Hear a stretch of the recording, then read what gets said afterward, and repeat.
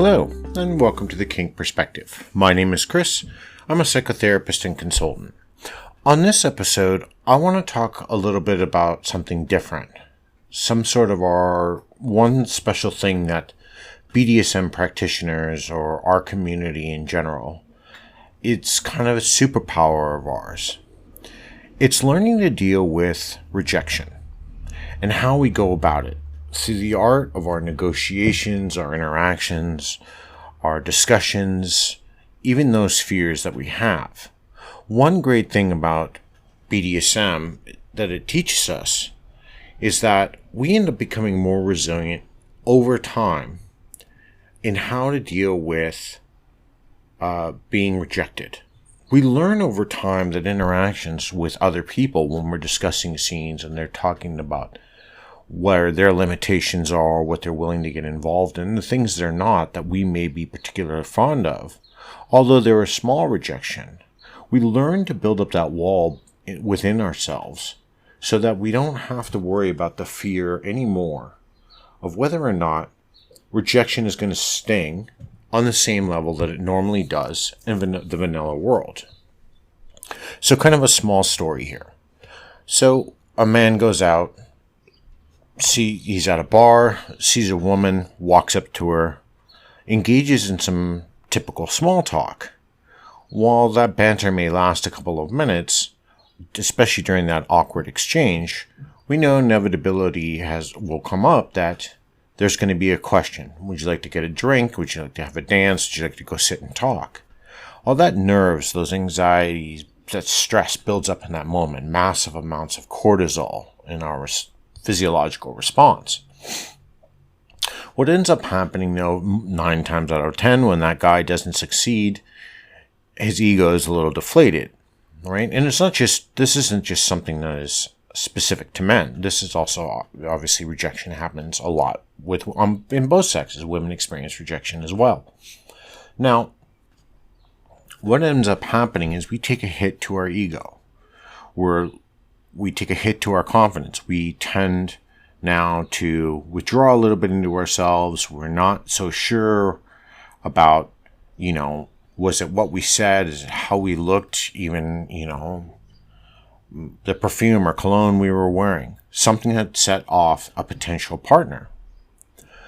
In the world of BDSM, though, we've learned that over time, as we start to interact and find people of a like mind, that we go through our negotiations, we go through all of these phases, and we learn how to be better at rejection.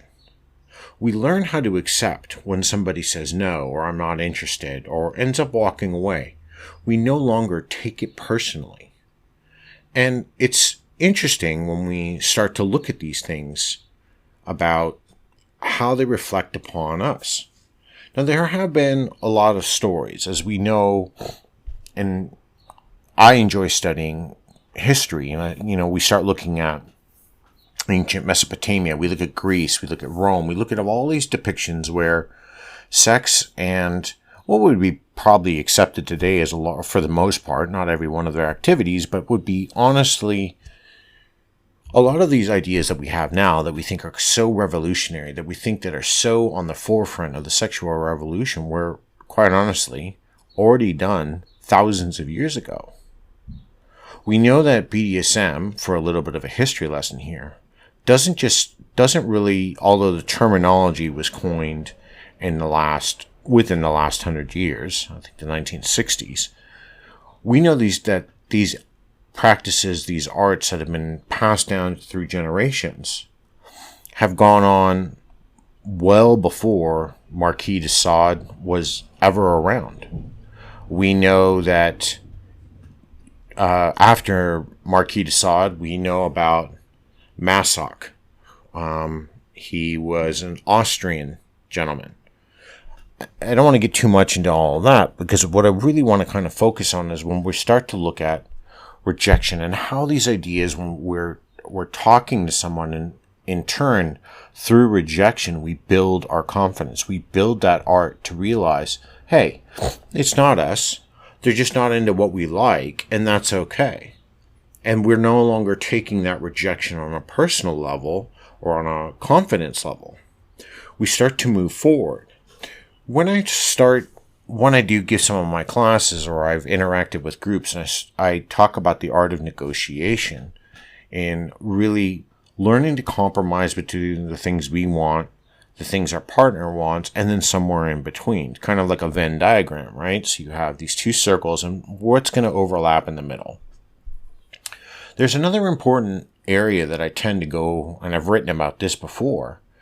I tend to look at also 3 other things. I look at when I've negotiated with people: negotiables, non-negotiables, and the unknown.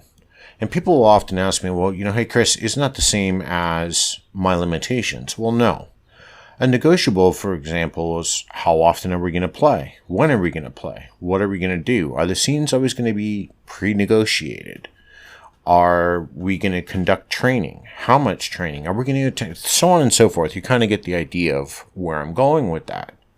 The negotiables become all of the things that we're putting into place just before we are ready to begin our activities, before we are ready to really start diving in to a dynamic. Then we move into the areas of non-negotiables. I tend to work this one actually first. I've kind of done this a little bit ass about face, so I do apologize. But the non-negotiable categories, by and large, one of the most important categories when I look at, when I talk about fear of rejection, but there are things that are in place. They are, by essence, non-negotiable. My health. With my slave, if I'm sick, it's a non-negotiable. We're not going to play. If she has to work, it's a non-negotiable. Same for family. Same for education. For people who have children. These are all non-negotiable areas where the dynamic between dominance and submission isn't allowed to interfere. Through these complex negotiations, we learn that art of rejection. And rejection is an art. Because we have to understand that in that give and take, all of a sudden, we're going to lose something. And how that's going to make us feel. If you find that your partner and you are negotiating something, and you're starting to get frustrated at every turn, you have to learn to reassess what you're saying, what they're saying, and seeing if you're even on the same page. Do you have the same ideas about moving forward in a dynamic, and if it's even going to work? This is why getting to know someone for a couple of months is so important in the process. I always tend to tell people, don't rush a dynamic. You don't rush a relationship. You go out, you have drinks, you go to a movie, you do the typical first dates. Maybe by date 3 or 4, you're starting your intimacy, and that's fine. But all of that takes place over months. So, and in the meantime, we're talking, we're texting, we're getting to know, we're dropping emails, or maybe Snapchatting or Instagramming. We're looking at all of their social media. We're getting to know our partner. But when we look at the BDSM world, because it's so much more complex and there's so many more moving parts, we really have to learn to talk.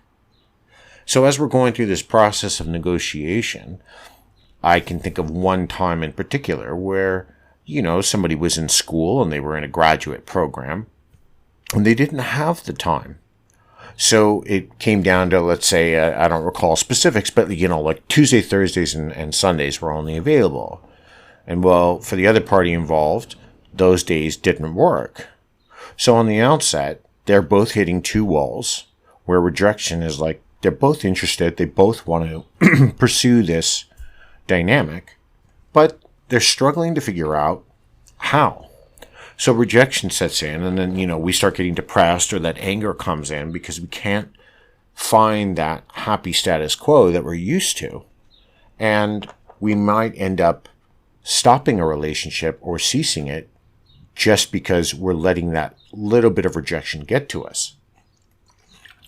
As we move forward, as we continue our negotiations and work out our time differences, we start to become more resilient.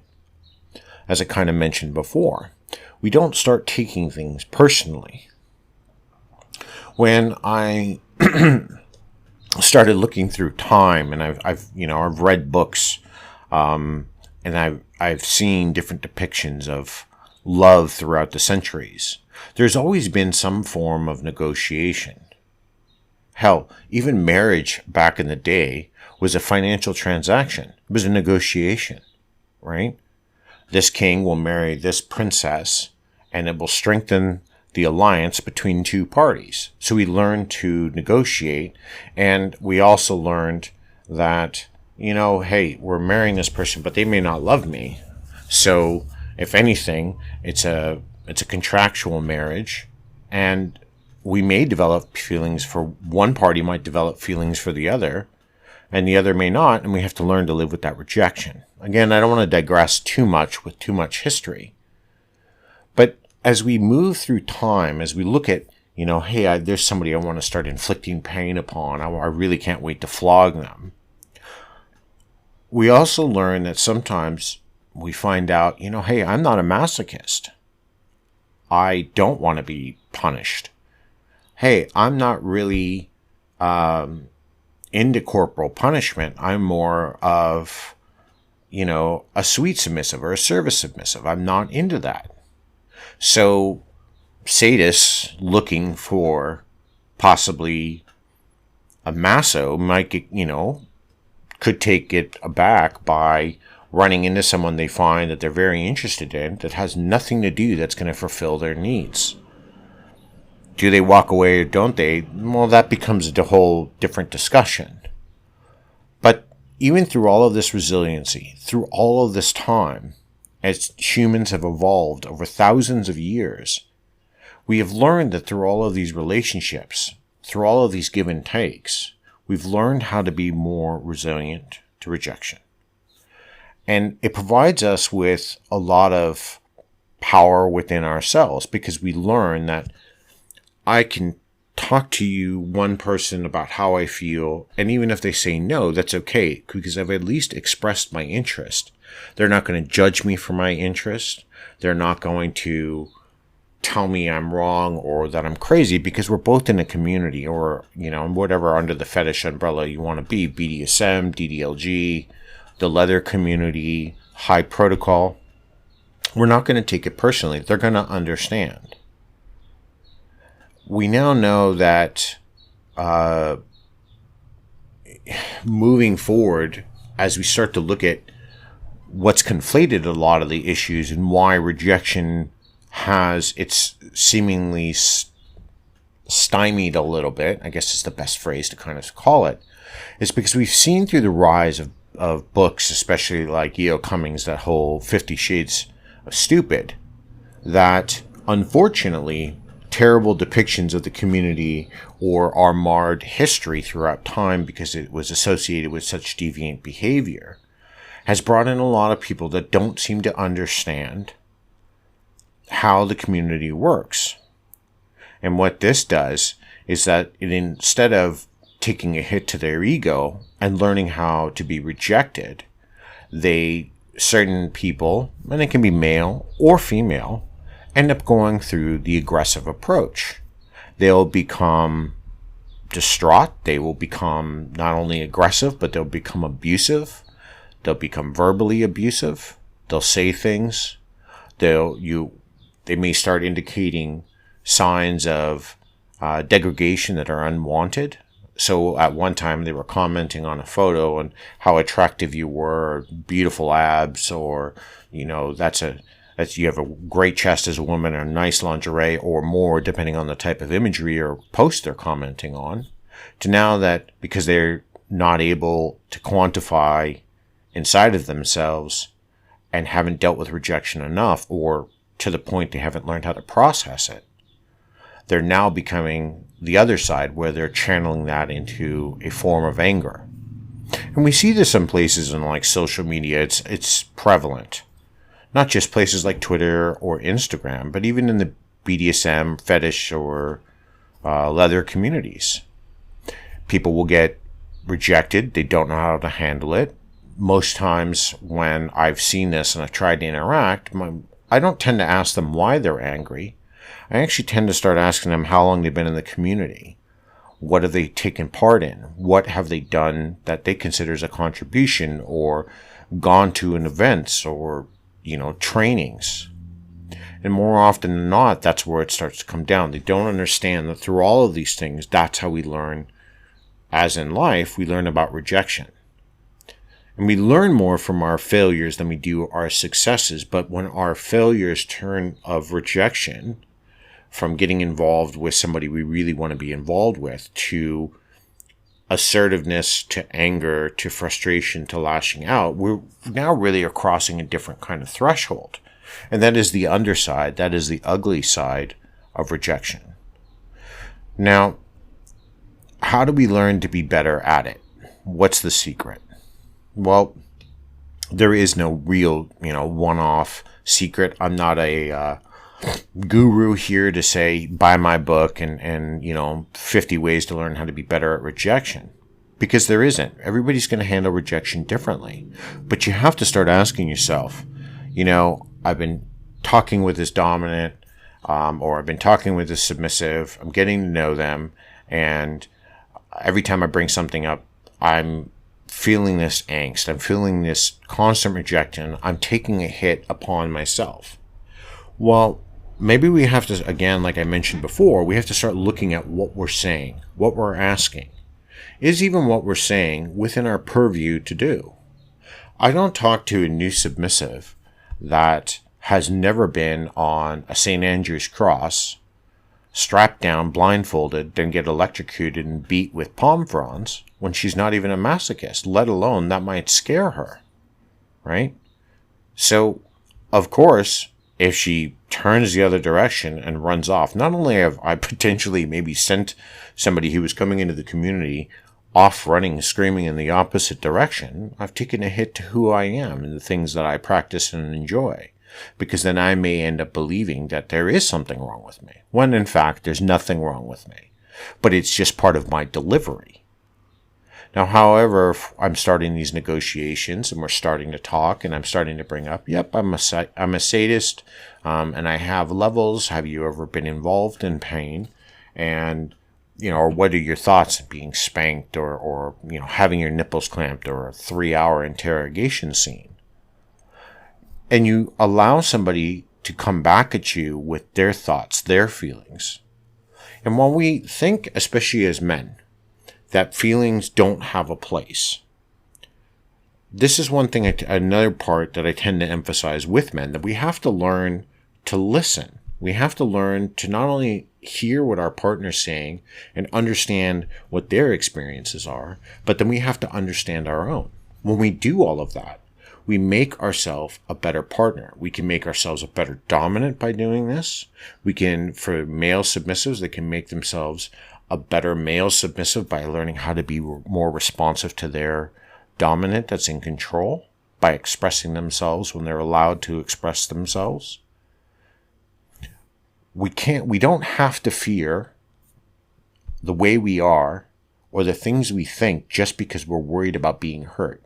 What we truly create when we're in these spaces with people is, through all of these complex negotiations that we're doing, through all of these complex discussions, and maybe getting to the point where we're going to do contracts, even to the point where someday down the road you're talking about collaring someone. There are actually submissives that don't want to be collared. It's not for them. They don't want to feel that ownership.